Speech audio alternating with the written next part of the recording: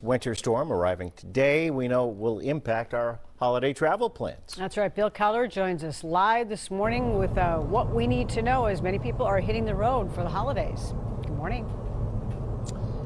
Good morning. Yeah, in fact, we are headed towards St. Cloud. We are on Highway 23 heading northbound. And look at the roads. They look good right now.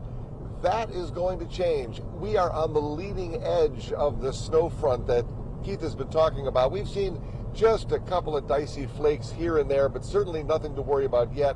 Again, it's going to change. In fact, MnDOT has 400 plows ready to go. You talk about these wind chill, these sub-zero temperatures. You can feel it radiating through the glass. I'm indoors, I'm in the car, it's warm, but you can feel that chill out there. It's going to make some challenges for drivers. In fact, we spoke with one woman whose mother is driving 5 hours from Sheboygan, Wisconsin, and her daughter plans to check in often just to make sure she's okay. I'm a little nervous for her. One time she got stuck in a really bad ice storm. She knows she doesn't have to come, but I mean, who wants to miss Christmas?